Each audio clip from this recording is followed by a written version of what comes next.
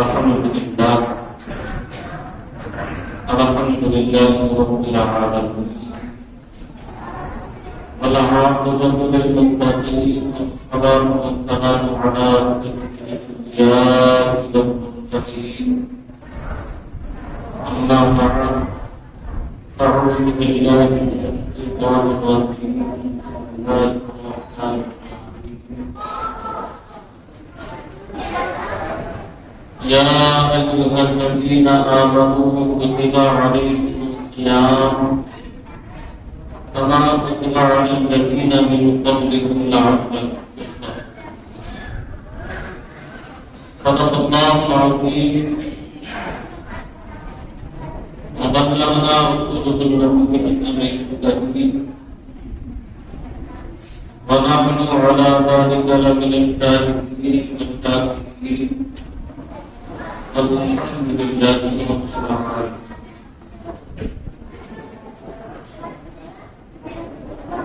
وقیلان ملت اسلامیہ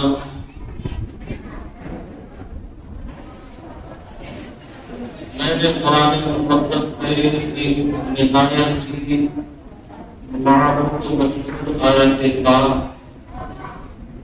آپ حضرات کے سامنے تلاوت کی. آیت سے متعلق گفتگو سے قبل ہم عوام کی انتہائی عقیدوں و احترام کے ساتھ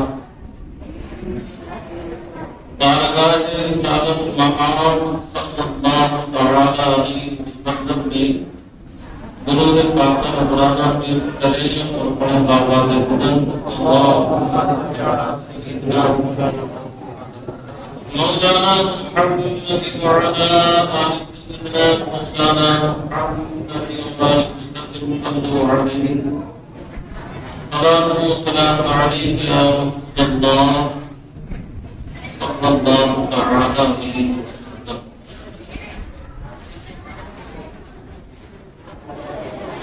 اللہ رب العالمین کا بے پناہ فضل و کرم اور اس کا احسان اس پاک پروردگار عالم نے مجھے اور آپ تمام ہی حضرات کو رمضان جیسا مقدس و بابرکت اور بامقصد مہینہ عطا فرمایا. اس مہینے کی شان کیا ہے؟ اس مہینے میں بتائے ہوئے لمحات ہر لمحہ خیر و برکت کا سبب ہے اور ہر لمحے میں اللہ کی رحمت اور اس کے کرم کی بارش ہوتی ہے. جیسا کہ میں نے آپ کو پچھلے جمعے حدیث میں بیان فرمایا تھا کہ اللہ رب العالمین اس مہینے میں آسمان کے دروازے کھول دیتا ہے، جنت کے دروازے کھول دیے جاتے ہیں اور پورے مہینے بند ہوتے ہیں. اور اس مبارک اور مسعود مہینے میں پروردگار عالم وَيُزَادُ بِهِ رِزْقَهُ بندوں کے رزق میں اضافہ اور زیادتی فرماتا ہے. اللہ کی پیاری نبی صلی اللہ تعالی علیہ وسلم فرماتے ہیں بندہ مومن کے ہر عمل کا کوئی نہ کوئی اللہ کی طرف سے اجر ہے، ثواب ہے، لیکن رمضان المبارک کے روزے یہ ایسے عظمت والے اور برکت والے ہیں کہ اللہ فرماتا انا ارسی بھی ہر چیز کا عمل جو بھی انسان کرتا ہے اللہ اس کو کسی نہ کسی شکل میں عطا فرماتا ہے، مگر روزوں کا جو اجر ہے اللہ فرماتا ہے میں خود اس کی جزا، یعنی میں خود روزے دار کا بدلہ. تو ماہ رمضان مبارک کا یہ مقدس مہینہ جس میں آپ اور ہم شب و روز بسر کر رہے ہیں، یہ ہمارے لیے قابل فخر ہے اور ہمارے لیے اللہ کی طرف سے انعام و اکرام کی بات ہے کہ اس پاک پروردگار عالم نے یہ مقدس مدینہ ہمیں عطا فرمایا۔ اللہ کے نبی صلی اللہ تعالی علیہ وسلم فرماتے ہیں اس مہینے کا کہنا کیا ہے، اس کی شان کیا ہے۔ اس کے پہلے 10 دن اللہ کی طرف سے رحمت کے 10 دن، ایک مہینے میں 30 دن ہوتے ہیں، تو جو پہلے 10 دن ہیں یہ رحمت کے 10 دن ہیں۔ رحمت والے 10 دن بحسن و خوبی انجام پائے اور ان سے رخصت ہوئے۔ اب دوسرے 10 دن جو چل رہے ہیں یہ کس چیز کے ہیں؟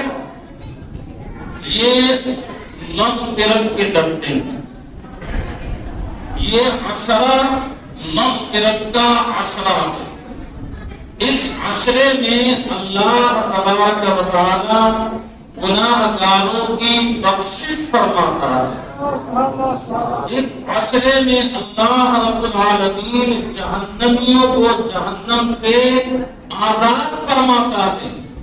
اس عشرے میں یعنی یہ جو دن چل رہے ہیں 10 دن، اس میں جو بندہ اللہ سے اپنے گناہوں کی مغفرت چاہتا ہے، اللہ کی بارگاہ میں استغفار کرتا ہے، روتا ہے، گڑ گڑاتا ہے، رب سے اپنے گناہوں پر شرمندہ اور نادم ہو کر آنسو بہا کر توبہ استغفار کرتا ہے اور مغفرت طلب کرتا ہے، تو میرا رب کہتا ہے یہ 10 دن تو میرے مغفرت کے ہی ہیں، تو مجھ سے مغفرت مانگتا ہے، اے بندے مومن میں نے تجھے بخش دیا ہے، تیری خطاؤں کو میں نے معاف کر دیا۔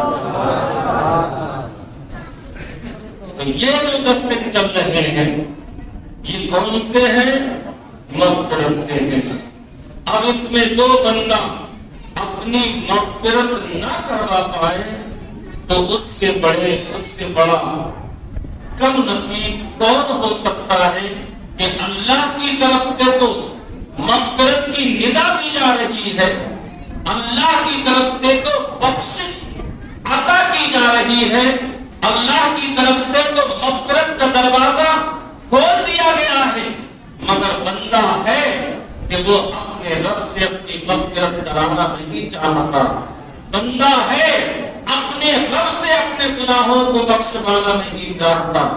میری گزارش یہ ہے کہ رمضان کا مہینہ اگر اللہ نے آپ کو عطا فرمایا ہے تو اس کو غنیمت جان کر، اس کو اللہ کا فضل و کرم سمجھ کر اس مہینے کو اس انداز میں گزارے کہ آپ کا ایک ایک لمحہ عبادت الہی میں شمار ہو، ایک ایک لمحہ اللہ کی عبادت اور اس کے ذکر میں لکھا جائے، اور جس عشرے میں اللہ نے جو بشارتیں عطا فرمائی ہیں ان کو حاصل کرنے کی کوشش کریں کہ اللہ آپ کو رحمت کی عطا فرمائے، مغفرت کی عطا فرمائے، اور آخری عشرہ جو عتق من النیران ہے، جہنم سے آزادی کا ہے، اس عشرے میں اپنے آپ کو جہنم سے آزاد بھی کرائیں، اور اس کا طریقہ یہ ہوگا کہ آپ اللہ کی بارگاہ میں سچی توبہ کریں، اپنے گناہوں پر نادم اور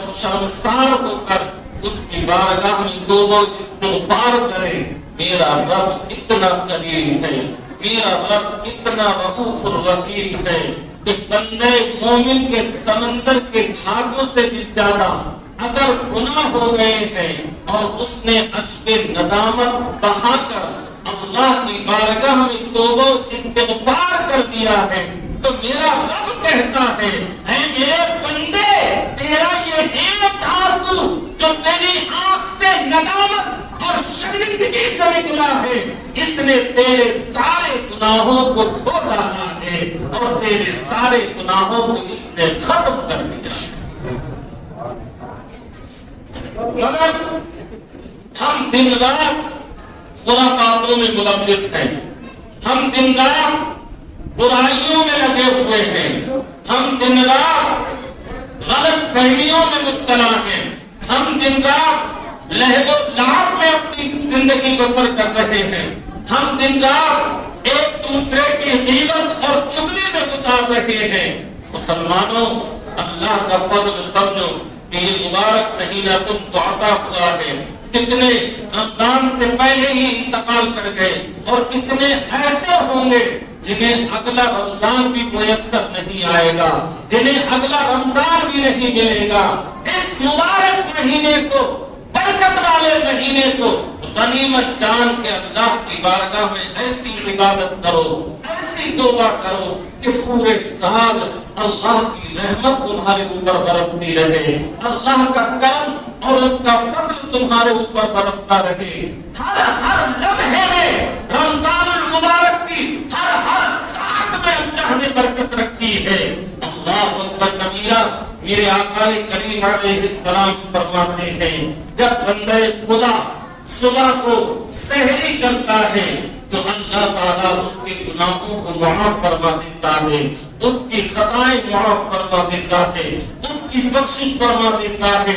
اور رات کو جب وہ تراویح پڑھ کے اپنے بستر پر آرام کرتا ہے اور صبح فجر کی نماز کے لیے مسجدوں کی جانب دوڑتا ہے، میرے رب کا کرم تو دیکھیں، میرے رب کی عنایت تو دیکھیں۔ آپ بستر پر بیٹھے ہوئے ہیں، آپ بستر پر لیٹے ہوئے ہیں، آپ آرام فرما رہے ہیں، مگر اللہ نے فرشتوں کو حکم دے دیا کہ اس کا کوئی لمحہ عبادت سے خالی نہیں جانا چاہیے، تمہارا قلم رکنا نہیں چاہیے۔ یہ بندہ بستر پر آرام کر رہا ہے تو کرنے دو، مگر پوری رات اس کی عبادت میں لکھی جانی چاہیے۔ میرا رب اتنا کریم ہے۔ اللہ اکبر کبیرہ۔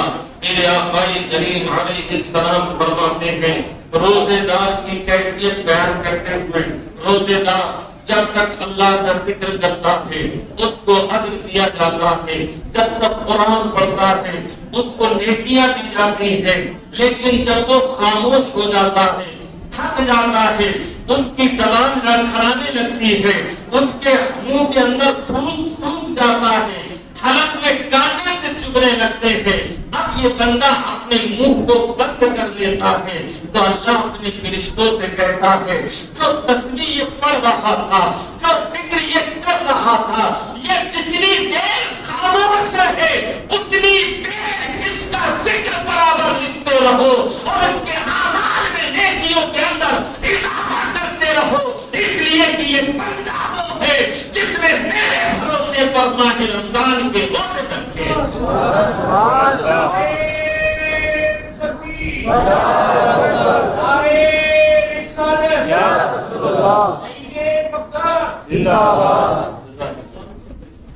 سبحان اللہ، سبحان اللہ۔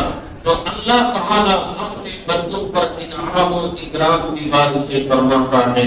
ایک اور حدیث پاک سنو، ایمان کے اندر حرارت پیدا ہو جائے گی، ایمان کے اندر چلا پیدا ہو جائے گی۔ اور ترغیب اور ترہیب کے اندر امام مسلم نے اس کو روایت کیا ہے۔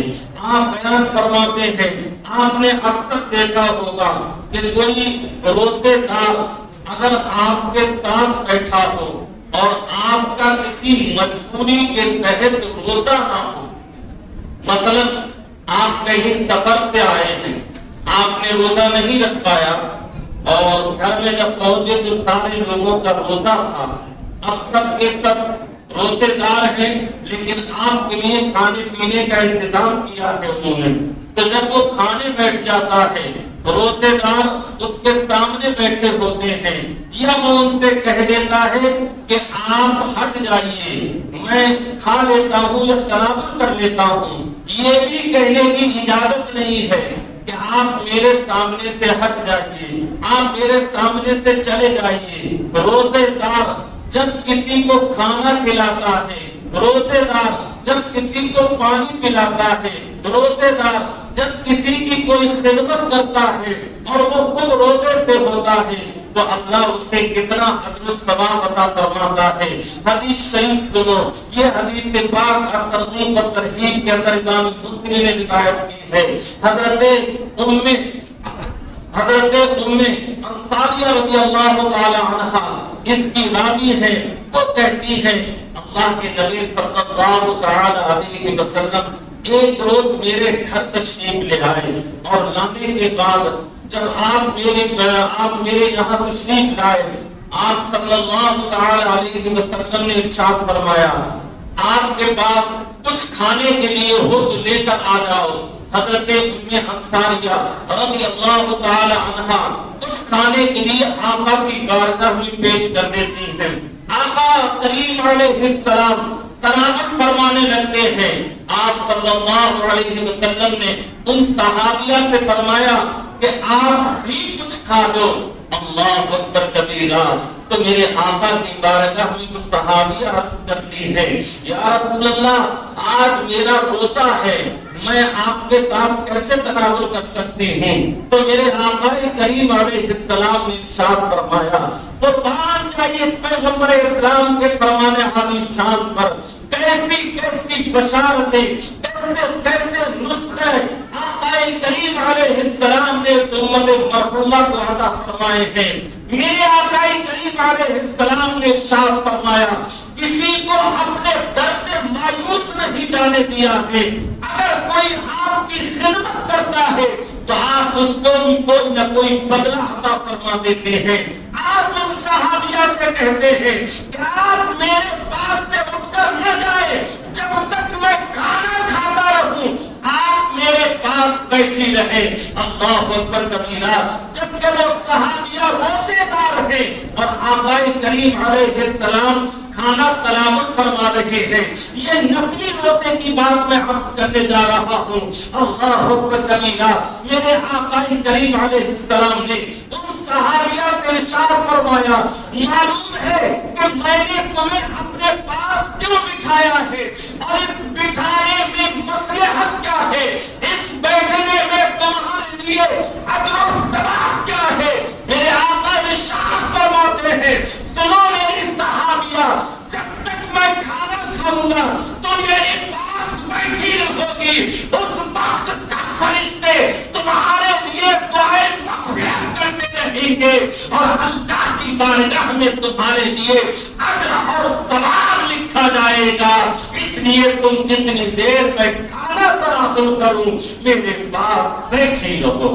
اللہ اکبر کبیرہ، اس حدیث سے ہمیں کیا درس ملتا ہے؟ یہ سبق ملتا ہے کہ اگر کسی روزے دار کے پاس بیٹھ کر ہم کھانا کھاتے ہیں اور روزے دار ہمارے پاس بیٹھا ہوتا ہے تو جب تک وہ کھلاتا رہتا ہے فرشتے نامے اعمال میں نیکیاں لکھتے رہتے ہیں، اجر و ثواب لکھتے رہتے ہیں اور اس کے لیے دعائیں مغفرت کرتے رہتے ہیں۔ اللہ اکبر کبیرہ، ایک اور حدیث پاک جس کو امام ترمذی نے بیان فرمایا ہے، اس کو بھی ترغیب اور ترہیب کے اندر بیان کیا گیا۔ یہ حدیث حضرت سیدنا بلال حبشی رضی اللہ تعالی عنہ سے مروی ہے۔ حضرت بلال کہتے ہیں میں روزے دار تھا، آقا کریم علیہ السلام کہیں سے تشریف لے آئے، آپ نے میرے پاس میں بیٹھ کر کھانا تناول فرمایا اور مجھ سے ارشاد فرمایا بلال تم بھی کچھ تناول فرما دو، تم بھی تھوڑا سا کچھ کھا دو۔ حضرت بلال کہتے ہیں یا رسول اللہ میں روزے دار ہوں۔ میرے آقا نے ارشاد فرمایا بلال تم تو معلوم ہے جب کوئی شخص کسی روزے دار کے پاس بیٹھ کر کھانا کھاتا ہے اور روزے دار اس کو کھانا کھلاتا ہے تو اللہ اس کو کتنا اجر عطا فرماتا ہے۔ اس کے لیے فرشتے صبح سے شام تک دعائیں مغفرت کرتے رہتے ہیں۔ اور بلال سنو، جب بندے مومن خاموش رہتا ہے اور کھانا کھلاتا رہتا ہے، اس کی زبان بند رہتی ہے تو جسم کے اندر جتنی ہڈیاں ہیں وہ اللہ کی تسبیح پڑھتی رہتی ہے اور اس تسبیح کا ثواب اللہ روزے دار کو عطا فرما دیا کرتا ہے۔ سبحان اللہ سبحان اللہ، اللہ اکبر کبیرہ، یہ میرے رب کا کرم ہے، یہ میرے رب کا فضل ہے۔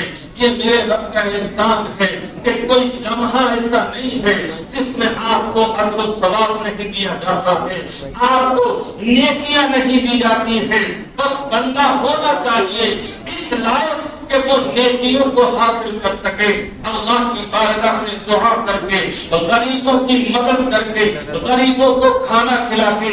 ابھی سنو، ایمان میں اور فرحت و چلا پیدا ہو جائے گی۔ حضرت سیدنا سلیمان رضی اللہ تعالیٰ عنہ اس حدیث پاک میں مروی ہے، وہ بیان کرامی ہے، وہ بیان کرتے ہیں کہ جو انسان کسی روزے دار کو روزہ افطار کراتا ہے، اللہ کے نبی ارشاد فرماتے ہیں تو جتنا ثواب روزہ رکھنے والے کو ملتا ہے اتنا ہی ثواب افطار کرانے والے کو دیا جاتا ہے۔ سبحان اللہ، سبحان اللہ۔ صحابی عرض کرتے ہیں یا رسول اللہ، کیا ہم اگر بہت سارا انتظام نہ کروا پائے، اگر بہت سارے انتظامات نہ ہو پائے، کیا ہم ایک کھجور سے افطار کرا دیں تو کیا اس کو بھی اتنا ہی اجر و ثواب ملے گا؟ میرے آقا فرماتے ہیں ہاں، میرے صحابی، اس کو بھی روزہ رکھنے کے برابر ثواب دیا جائے گا۔ اگر کسی کے پاس کھجور بھی میسر نہ ہو تو پانی کے گھونٹ سے اگر کسی کو افطار کرا دے تو اللہ تعالیٰ اس کو بھی روزے دار کا ثواب عطا فرمائے گا۔ جتنا اس افطار کرنے والے کو ثواب دیا جاتا ہے اتنا ہی ثواب افطار کرنے والے کو دیا جاتا ہے۔ اللہ اکبر کبیرہ۔ آقا کریم علیہ الصلوۃ والتسلیم ارشاد فرماتے ہیں جب کوئی بندہ کسی بندے مومن کو افطار کراتا ہے، اللہ کے نبی صلی اللہ علیہ وسلم نے فرمایا تو فرشتے اس کے لیے دعائے مغفرت کرتے ہیں۔ فرشتے اس کے لیے جتنی ساعتیں رمضان کی ہیں ہر ساعت میں اس کے لیے، ہر لمحے میں اس کے لیے دعائے مغفرت کرتے ہیں۔ اللہ اکبر کبیرہ۔ اور آگے کی بات سنو، ایمان میں فرحت پیدا ہو جائے گی۔ اللہ کے نبی صلی اللہ علیہ وسلم ارشاد فرماتے ہیں جو افطار کرانے والا ہے اس کا نصیب دیکھیں کتنا بلند و بالا ہے۔ آج ہم غریبوں کو کھلائیں، آج افطار وہ والا نہیں ہونا چاہیے جو دکھاوے کا اور ریاکاری کا ہو، نام و نمود کے لیے کیا جائے، شان و شوکت کے اظہار کے لیے کیا جائے، مالداروں کی دعوت کر کے اپنے یہاں افطار کرایا جائے، روزہ کشائی کرائی جائے، غریبوں کو نہیں پوچھا جائے، غریبوں کے بارے میں نہیں سوچا جائے، غریبوں کے تعلق سے ذہن میں بات نہ آئے، بلکہ صرف مالداروں کا تصور آپ کے ذہن میں ہو، بلکہ صرف مالدار آپ کے ذہن و فکر پہ چھائے ہوئے ہو اور آپ پھر ان کو دعوت کر رہے ہو، آپ ان کو اپنے دسترخوان پر بلا رہے ہو تو ان کے لیے کوئی بشارت نہیں ہے۔ اس میں بشارت ان کے لیے ہے جس نے کسی چیز کا امتیاز نہیں دیا ہے۔ مالدار بھی اس کے دسترخوان پہ بیٹھا ہوا ہے، فقیر اور محتاج بھی اس کے دسترخوان پہ بیٹھا ہوا ہے، غریب اور فقیر بھی اس کے دسترخوان سے سیلاب ہو کر اٹھ رہے ہیں۔ مسلمانوں، آقا کریم علیہ السلام نے ایسے شخص کے بارے میں فرمایا کہ رمضان کی ساری ساعتوں میں پروردگار عالم کے فرشتے اس کے لیے دعائے مغفرت کرتے رہتے ہیں، اور اس کے لیے سب سے بڑی خوش نصیبی یہ ہے کہ لیلۃ القدر کی جب رات آتی ہے تو ایسے شخص سے جو روزے دار کو افطار کراتا ہے حضرت جبریل امین اس سے مصافحہ فرما لیا کرتے ہیں۔ سبحان اللہ، سبحان اللہ۔ کہاں میں اور کہاں جبریل امین علیہ السلام کی ذات گرامی۔ اللہ اکبر کبیرہ۔ حضرت سیدنا جبریل امین علیہ السلام جس سے مسافہ کر لیں اس کی قسمت کا ستارہ کتنا بلند ہو جائے گا۔ آج لوگ مسجدوں میں افطار بھیجتے ہیں، آج لوگ غریبوں کو افطار کراتے ہیں۔ میں کہا کرتا ہوں اپنے پڑوسیوں کا خیال رکھا کرو، اپنے پڑوسیوں کے بارے میں سوچتے رہا کرو۔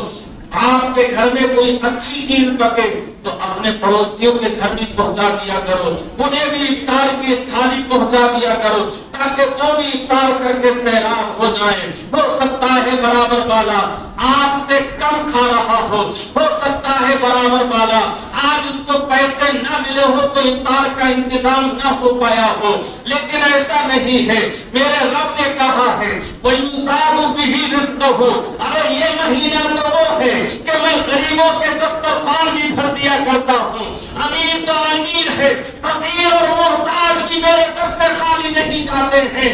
وہ اس مہینے کے اندر دسترخوان پر انواع و اقسام کے میوے کھا کر تناول فرما دیا کرتے ہیں اور افطار کر دیا کرتے ہیں۔ تو میرا رب آج اس مہینے میں کسی کو مایوس نہیں فرماتا ہے۔ آسمان سے رزق کی اور برکت کی برسات ہوتی رہتی ہے۔ اللہ اکبر کبیرہ، مگر پھر بھی بشارت حسبہ ہے، پھر بھی خوشخبری ہے۔ جو کسی غریب کو کھانا کھلائے گا، جو کسی فقیر کو کھانا کھلائے گا، جو کسی کو افطار کرائے گا، جو اپنے گھر افطار کرائے گا، مسجد میں بھیج کر مسجد والوں کا افطار کرائے گا، پڑوس میں بھیج کر پڑوس والوں کا افطار کرائے گا، مدرسے والوں کا افطار کرائے گا، غریب طلبہ کو کھانا کھلائے گا، مسافروں کو کھانا کھلائے گا۔ اللہ کے نبی نے فرمایا کہ پروردگار عالم کا وہ مقدس فرشتہ جسے اللہ کے نبی کی بارگاہ میں 24,000 مرتبہ حاضر ہونے کا شرف حاصل ہے، وہ جبریل امین علیہ السلام لیلۃ القدر کی جب رات ہوگی اس شخص سے مصافحہ کریں گے جو دوسروں کو افطار کراتا رہتا ہے، جو دوسروں کو کھلاتا رہتا ہے۔ اللہ اکبر کبیرہ، آگے کی حدیث سنو گے تو اور مزہ آ جائے گا۔ اب سوال یہ ہے کہ ہمیں کیسے پتہ چلے کہ حضرت جبریل امین علیہ السلام نے اس سے مصافحہ کر لیا ہے یا اس سے حضرت جبریل کا مصافحہ ہو گیا ہے؟ اس کی بھی کوئی علامت اور نشانی ہوگی۔ اللہ اکبر کبیرہ، میرے آقائے کریم علیہ السلام نے وہ علامت اور نشانی بھی بیان فرمائی ہے۔ مسلمانوں کو جملوں میں بات کو سن لو اور دل کی تختیوں پر ان جملوں کو ہمیشہ کے لیے نوٹ کر لو۔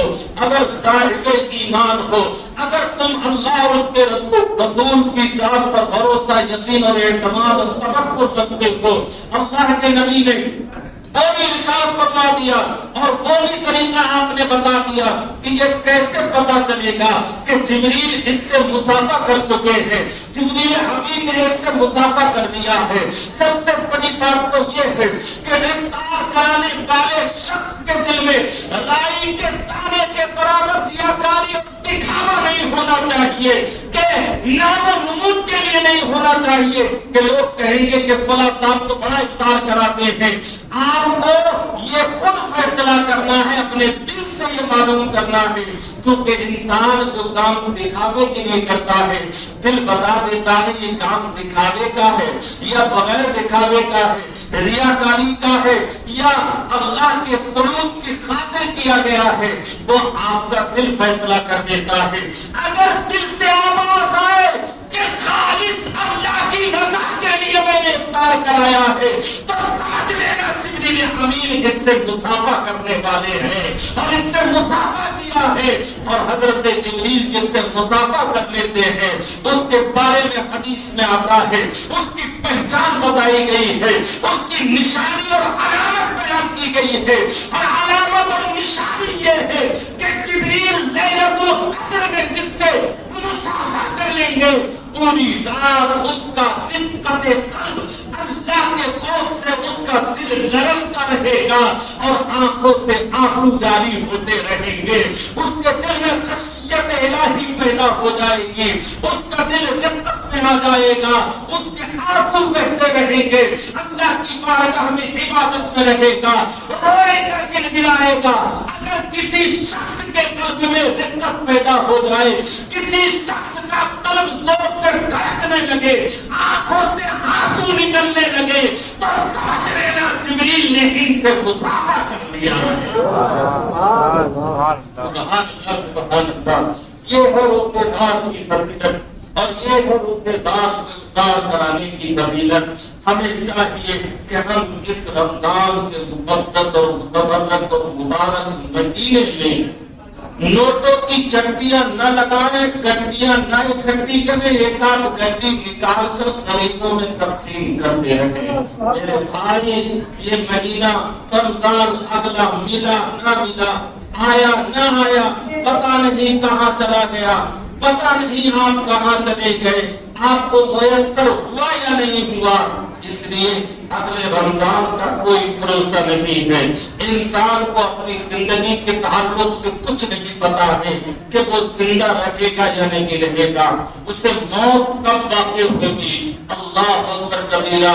کسی اللہ والے سے کسی شخص نے پوچھا تھا عبادت کرنے کا مزہ کب ہے؟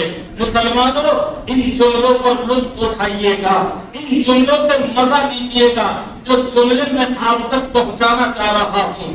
ایک اللہ کے مقدس بندے سے کسی نے کہا تھا عبادت کرنے میں کب مزہ آتا ہے، عبادت کے اندر ذوق و شوق کب پیدا ہوتا ہے، عبادت کے اندر خشوع و خضوع کب پیدا ہوتا ہے؟ تو اس شخص نے کہا، اس اللہ کے مقدس ولی نے کہا، مرنے سے ایک دن پہلے۔ کب مزہ آتا ہے؟ جلدی بولو۔ مرنے سے بھی پہلے۔ آپ کو نہیں کرنا ہے جی، اللہ تعالیٰ آپ کو سلامت رکھے۔ ڈرو مت، مرنے کے نام سے اتنا ڈرنا نہیں چاہیے، موت تو سب کو آنی ہے، یہ حقیقت ہے، اس سے کسی کو انکار نہیں۔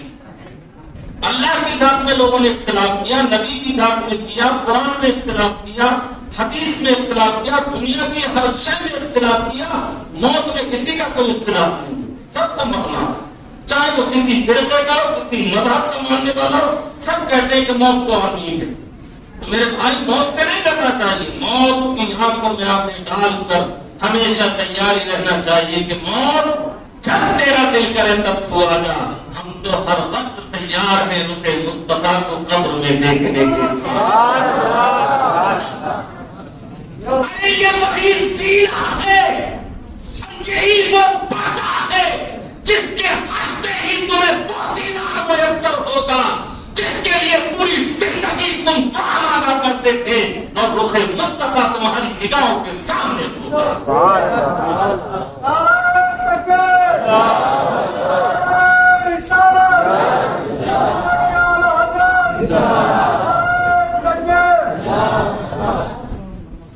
سبحان اللہ۔ تو انسان کو موت سے نہیں ڈرنا چاہیے، موت کی آنکھوں میں آنکھیں ڈال کے ہمہ وقت تیاری رہنا چاہیے۔ تو اللہ کے ولی نے کہا موت سے ایک دن پہلے جو عبادت کا مزہ ہے وہ کسی چیز میں نہیں ہے۔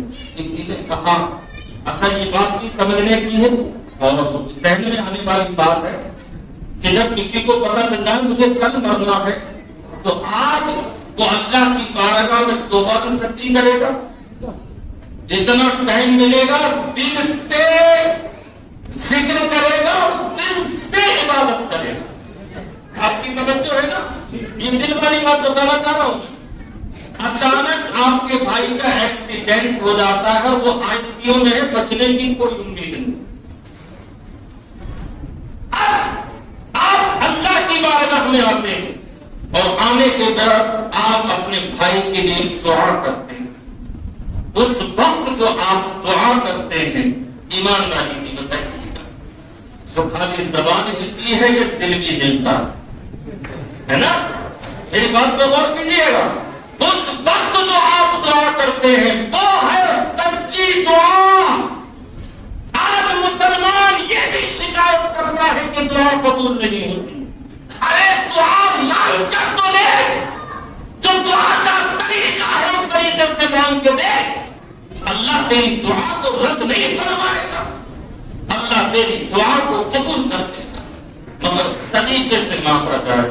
حدیث شریف میں آتا ہے کسی بندے مومن کی دعا کبھی اللہ رد نہیں کرتا، بس کبھی ہوتا ہے کہ اس بندے کے حق میں تاخیر بہتر ہوتی ہے تو اللہ تاخیر سے قبول فرماتا ہے، اور کبھی اس کے حق میں وہ دعا آخرت کے لیے بہتر ہوتی ہے تو اللہ اس کی آخرت کے لیے اس کو باقی چھوڑ دیتا، مگر کسی بندے مومن کی دعا کبھی رد نہیں کی جاتی۔ تو اس بندے خدا نے کہا کہ مرنے سے پہلے جو عبادت کا مزہ ہے کسی چیز میں نہیں۔ تو انسان ظاہر سی بات ہے مرنے سے پہلے جو اس کے دل کے اندر اللہ کی طرف سے کیے ہوئے پر جو شرمندگی ہوگی کہ میں نے اللہ کی بارگاہ میں بڑی نافرمانیاں کی ہیں، بڑے گناہ کیے ہیں، ان سے توبہ کرے گا، بچوں کو بلائے گا، کسی کا دین ہوگا تو وہ کرائے گا، معافی مانگے گا، کوئی ناراض ہے تو اس کو راضی کرے گا، سارے کام کرے گا جلدی جلدی، اور پھر اللہ کی بارگاہ میں وہ سجدے کرے گا، وہ عبادت کرے گا، وہ سبحان ربی الاعلیٰ کے ترانے گائے گا کہ اس کی زبان جو کہہ رہی ہوگی وہی دل سے بھی نکل رہا ہوگا۔ چونکہ مرنا ہے، اسے معلوم ہے کل مجھے چلا جانا ہے، تو چاہتا یہ ہے کہ اس حال میں میں جاؤں کہ اللہ کی بارگاہ سے، کہ میں اس حال میں اللہ کی بارگاہ میں پہنچوں کہ میرا رب مجھ سے راضی ہو اور میری زبان پر رب کے ذکر اور اس کے تذکرے ہوں۔ اللہ اکبر کبیرہ۔ تو جب اللہ کے ولی نے یہ بات کہی تو جس نے سوال کیا تھا اس نے کہا صاحب بات تو آپ کی صحیح ہے، مگر سوال یہ ہے کہ یہ کیسے پتا چلے کہ کل آنے والا دن میری موت کا دن؟ پتا چلے گا تبھی تو عبادت میں مزہ آئے گا، جب پتا ہوگا تبھی تو آپ اچھی عبادت کر سکو گے۔ اللہ کے ولی سے وہ شخص کہتا ہے یہ کیسے پتا چلے کہ میری موت کل آنے والی ہے تو میں پھر اسی عبادت کو عبادت کروں اسی ذوق و شوق کے ساتھ؟ یہ سوال اس نے کیا تو اللہ کے ولی نے معلوم ہے اس کا کیا جواب دیا تھا اس کو۔ مسلمانوں جملوں پر لطف اٹھائیے گا، اللہ کے مقدس ولی نے کہا تھا اے نادان، جب تجھے یہ پتا ہی نہیں ہے کہ موت آنی کب ہے تو ہر آنے والے دن کو یہ سوچ کر چل کہ آنے والا دن تیری زندگی کا آخری دن ہے اور اس سے پہلے والا دن آج کا دن ہے، تو عبادت ذوق و شوق سے کر لے، رب بھی راضی ہو جائے گا اور تیری عبادت میں تجھے مزہ بھی آ جائے گا۔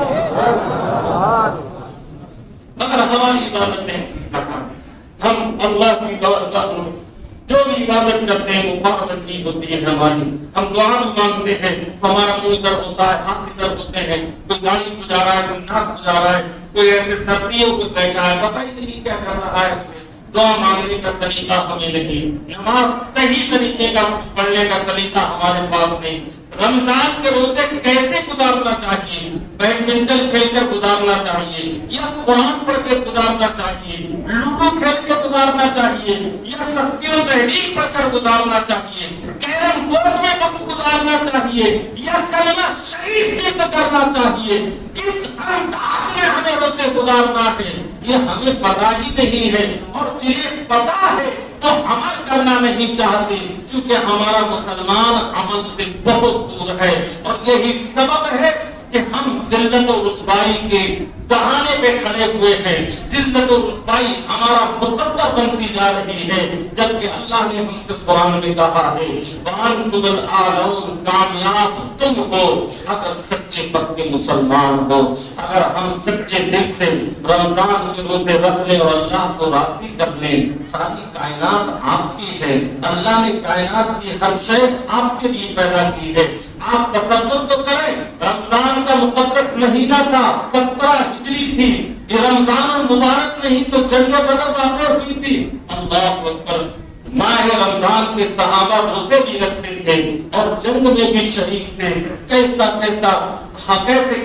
حالات گزرے ہیں۔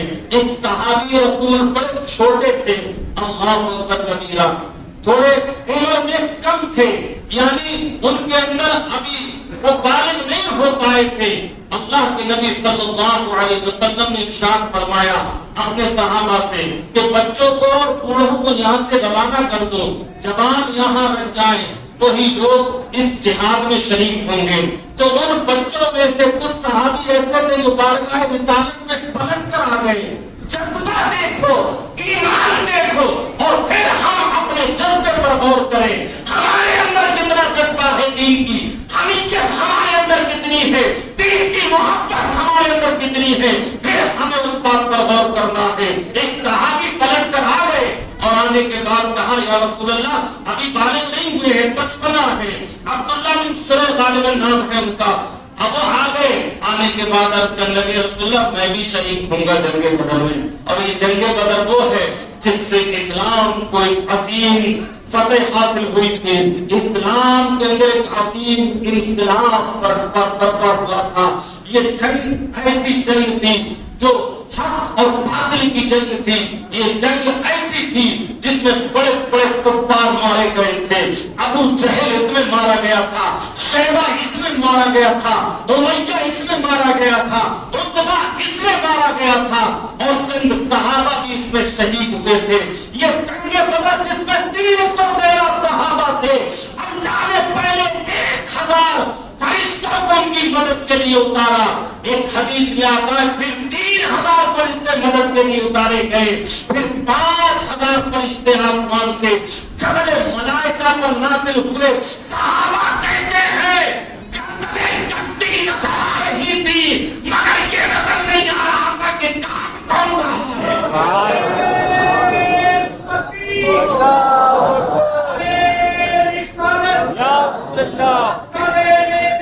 زندہ باد، سبحان اللہ۔ بس اس جذبے کے ساتھ میں آپ کی محبت دیکھنا چاہوں گا کہ آپ کے اندر جذبہ کتنا ہے، آپ کے اندر محبت کتنی ہے۔ میں تو جملوں میں بات کو عرض کیے دیتا ہوں۔ تو یہ حق و باطل کی جنگ تھی۔ اللہ کے نبی نے سب کے بارے میں فرما دیا تھا، ابو جہل یہاں مرے گا، عتبہ یہاں پڑا ہوگا، شیبہ یہاں گرا ہوگا، امیہ یہاں پڑا ہوگا۔ صحابہ بیان کرتے ہیں نبی نے جو جگہ جس کے لیے بتا دی تھی، ایک ذرہ برابر بھی اس میں فرق نہیں آیا ہے۔ یہی میرے نبی کا غیب ہے۔ جو نبی کے غیب کا انکار کرتے ہیں تو دیکھ لے جنگ بدر کے واقعے کو اٹھا کر کہ مصطفیٰ نے اپنے علم غیب کا کس انداز سے اظہار فرمایا۔ سبحان اللہ، بے شک۔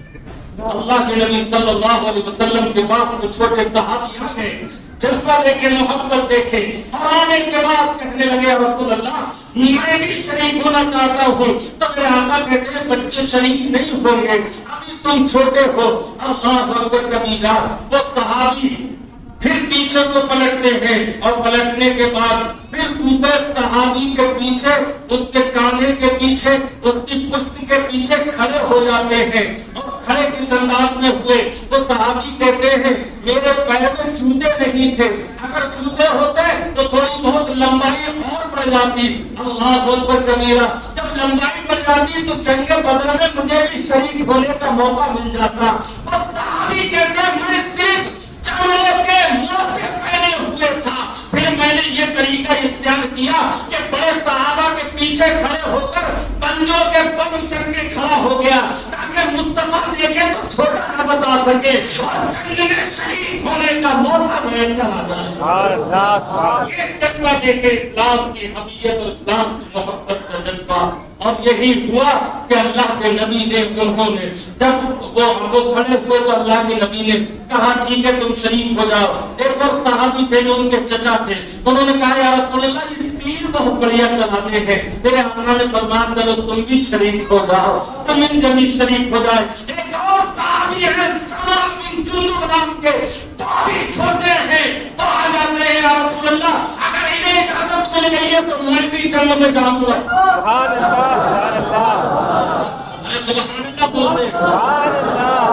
اگر انہیں مل گئی تو مجھے پیچھے کیوں چھوڑا گیا؟ اللہ اکبر۔ جذبہ دیکھ کے، محبت دیکھ کے۔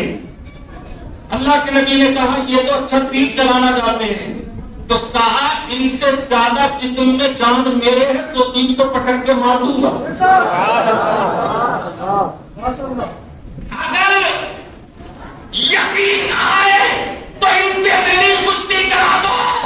سبحان اللہ۔ اللہ کے نبی نے کہا ٹھیک ہے لو، دونوں لڑ پڑے، اور انہوں نے بچا دیا ذرا سی دیر میں۔ تو کہا تم بھی جنگ میں شریک ہوگا۔ سبحان اللہ۔ یہ تھی دین کی حمیت اور دین کا جذبہ، اسلام میں داخل ہونے کا۔ آج ہم 2 روپے کے لیے روتے ہیں، آج ہم 5-5 10 روپے کے لیے روتے اور گڑگڑاتے ہیں، اللہ کی راہ میں خرچ نہیں کرنا چاہتے ہیں، اپنے مالوں کو نکالنا نہیں چاہتے ہیں، تجوریوں میں تالے ڈال کے رکھ دیے ہیں۔ ہمیں مسجد کے اندر پنکھے کی ہوا بھی چاہیے، کولر بھی چاہیے، ٹھنڈا پانی بھی چاہیے، بعض وقت ٹھنڈا پانی ملنا چاہیے، سردی کا موسم ہو تو گرم پانی ملنا چاہیے۔ اگر سردی کا موسم ہے تو ہمارے پیروں کے نیچے قالین بھی ہونی چاہیے، اگر بارش کا موسم ہے تو ہمارے سر پر چھتری ہونا چاہیے، مگر ہم مسجد کو اس کے بدلے میں دیتے کیا؟ میں پوچھنا چاہتا ہوں آپ سے، پورا دن مسجد کا موٹر چل رہا ہے؟ کیا مسجد کا بل نہیں آتا ہوگا؟ کیا مسجد میں پنکھے چلتے ہیں؟ کیا پنکھوں کا بل نہیں آتا ہوگا؟ کیا صفائی ستھرائی میں پیسے لگتا ہے نہیں آتا ہوگا بل؟